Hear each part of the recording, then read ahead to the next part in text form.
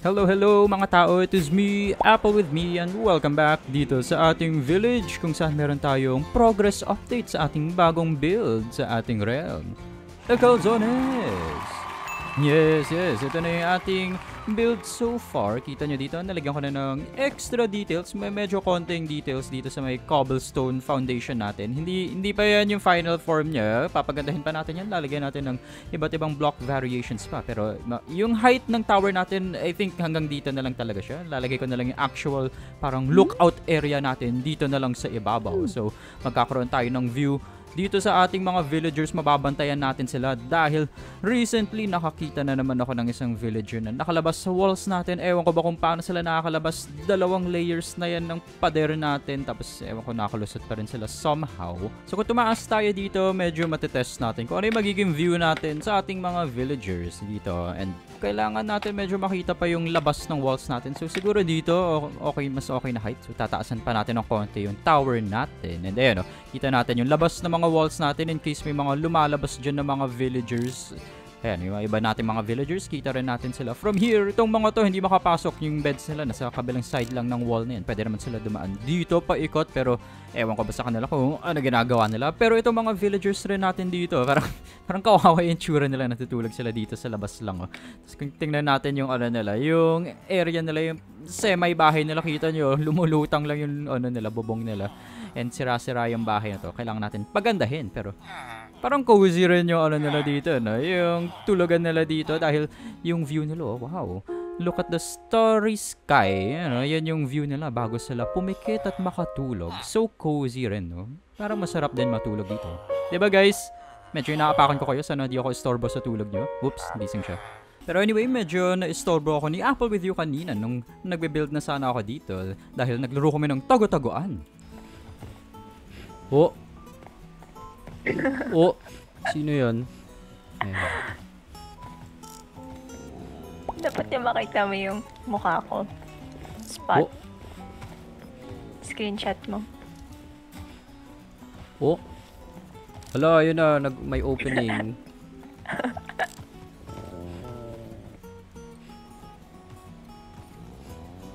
Oh, kita ko to. Oh. Oh, ayun. Kita ka na mukha mo. Doon. Ayun, oh. Oh.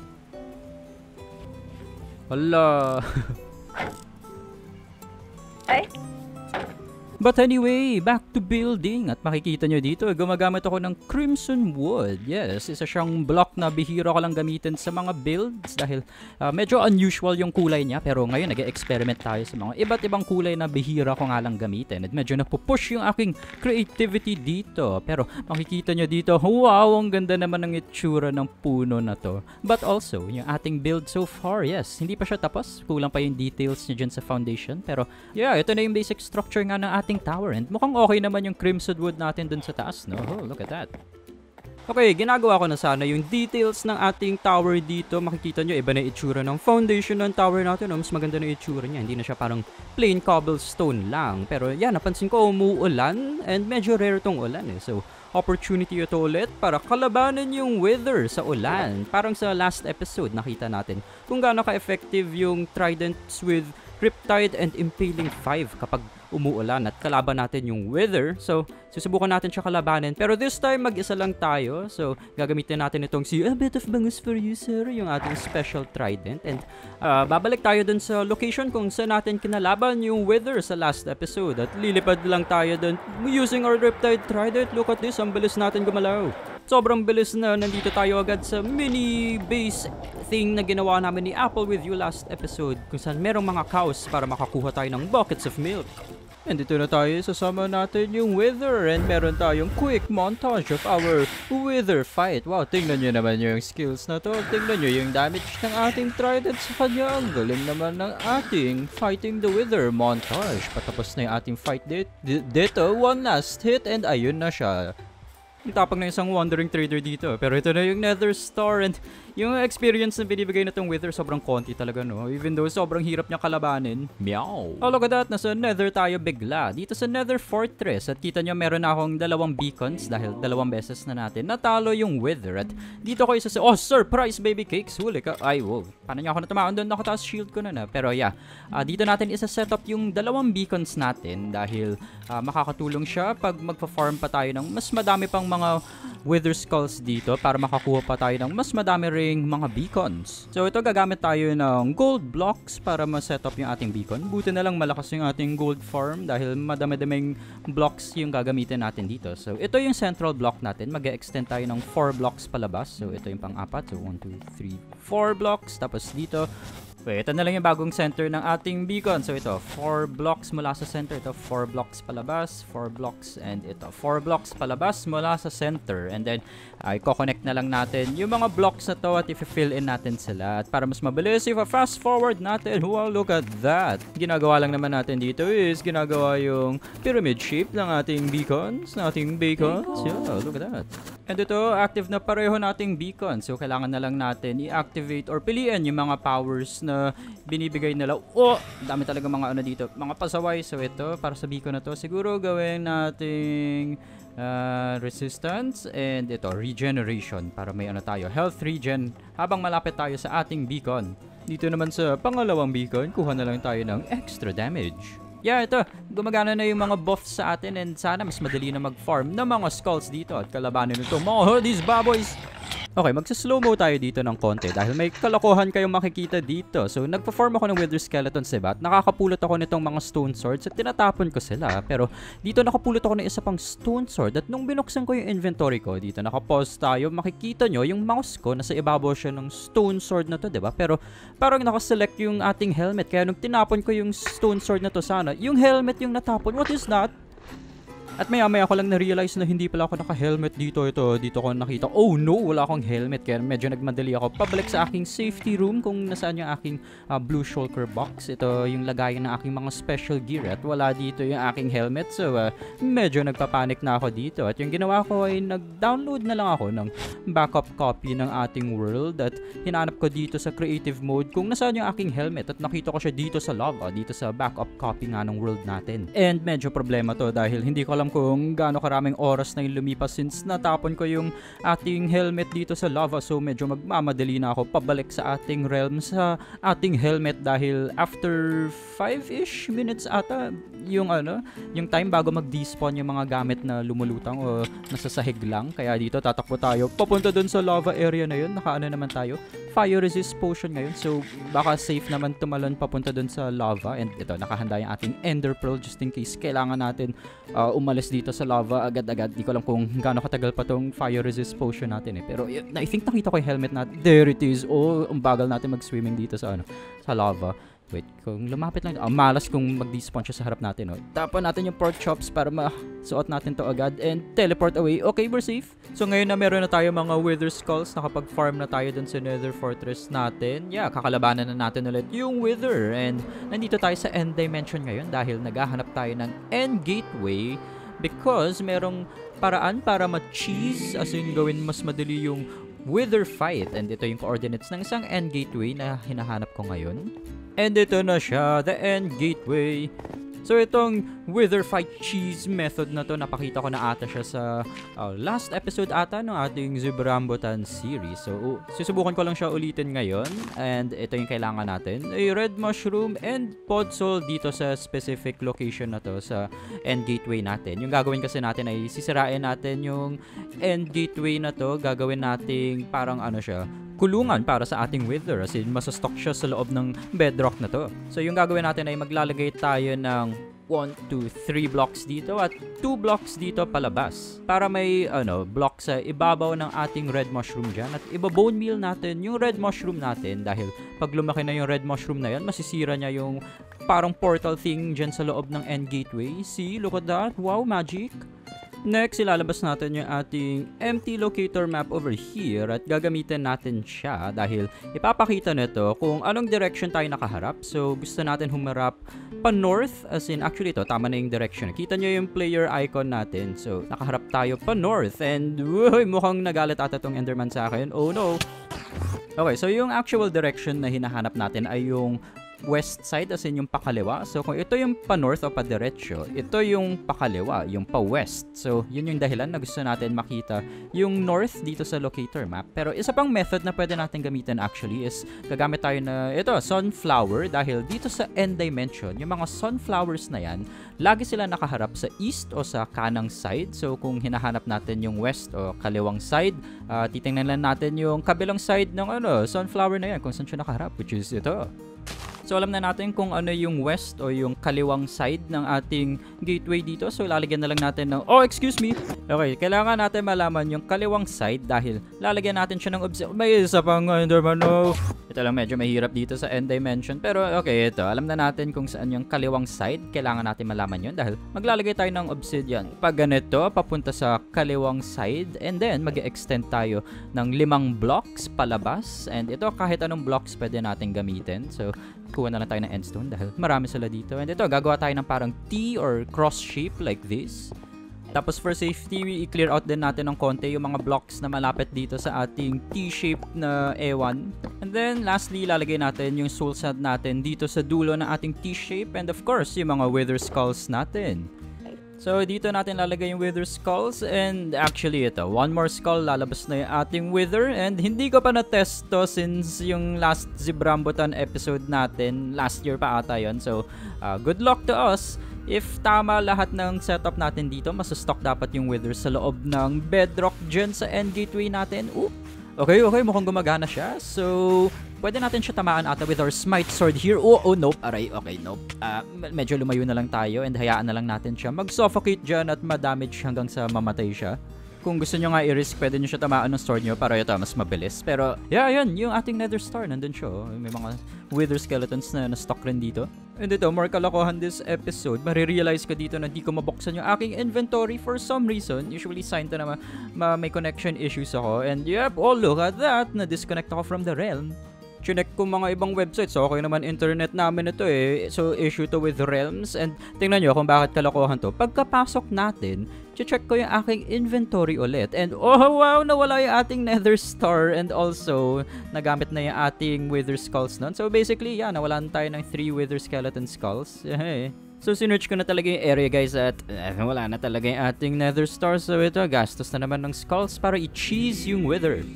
And ayun, dead na siya. So, tatakbo tayo papunta dito sa nether star natin at ilalagay natin siya dito agad sa ating shulker box dahil baka ma-disconnect na naman tayo, mawala yun or something. Mga wither roses. So, susubukan ko sana ubusin tong mga wither skulls natin by cheesing the wither lang dito. And magkakamali ako dito sa na to, pag-summon ng wither natin dahil baka napansin nyo, dapat dalawa yung obsidian sa ilalim ng ating end gateway, diba? Pero ayun isa lang siya. So, hindi ko siya naayos this time and magkaka-issue tayo. Whoopsie doops, nakalabas yung wither. Lagot, takbo na. So, sinubukan ko na lang kalabanin the legit way yung wither dito sa end dimension. Yung problema lang ay, pag umabot na siya sa half health, bumababa siya sa lupa at pwede siya dumiretso sa void tulad ng nangyari dito. And basically, nawala yung wither, namatay siya sa void, nawala yung nether star at nagsayang na naman tayo ng another 3 wither skulls. So ito, susubukan natin one last time i-summon yung wither dahil mauubos na yung aking wither skeleton skulls. Nalagay ko na yung obsidian dun sa ilalim ng ating end gateway so maayos na ating setup at sana masastock siya ulit dyan sa ating bedrock. Look at that, nakalabas siya agad. So sinubukan ko talaga dito, umabot siya sa half health niya habang nandito siya sa ibabaw ng lupa. Yung problem is, merong knockback yung aking bow and yep, natulak siya over the void nung nag-half health siya at ayun, nawala na naman siya. So yeah, nagsayang tayo ng ilang skulls na yun. 9 wither skulls in total. Very nice. Alright, nandito tayo sa nether ulit dahil nag-farm ulit ako ng another 7 wither skeleton skulls. And ipapakita ko sa inyo isa pang way para i-cheese yung wither fight. And ito mas reliable siya at mas safe talaga sa tingin ko. So, suggestion ko, wag nyo talaga gawin yung ginawa natin dun sa end dimension kanina. Medyo risky na ata siya. But ito mas safe. So, gagawin natin siya ngayon. Nandito tayo sa bedrock level ngayon sa nether dahil may hinahanap tayong super specific coordinates and super specific formation ng bedrock kung saan pwede ma-stock yung ating wither. Yung method na to, natutunan ko lang siya from Silent Whisperer, link in the description. And actually, yung first method natin dun sa End Dimension, sa kanya ko lang din nakita yun eh.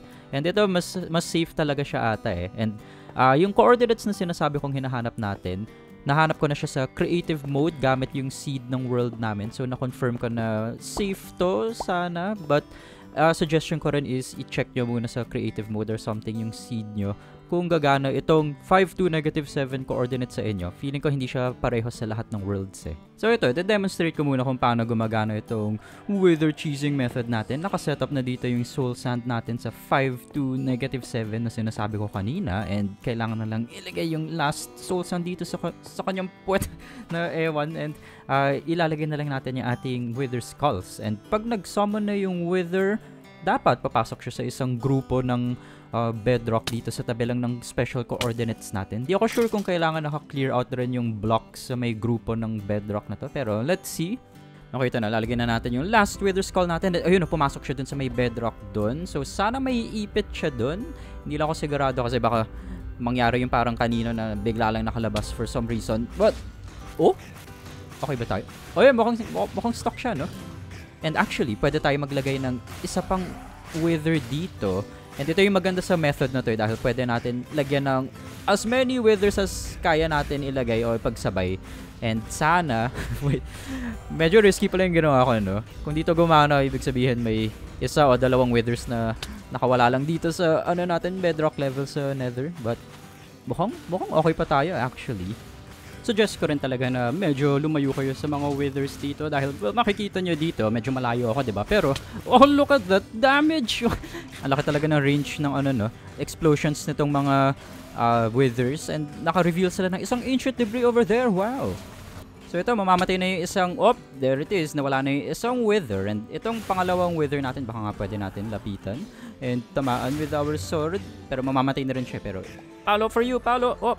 Okay yan. So, natutunan ko rin is blast resistant pala itong mga nether stars. So, hindi masisira yung unang nether star from the first wither nung explosion itong pangalawang wither natin. And, ayun sila. Okay, so dito nagda-drop yung mga nether stars na nakukuha natin from our wither skeletons. Or withers lang pala. From our withers. Well, hello guys. Sige, pasok kayo dito sa aking special butas. Hello, yes.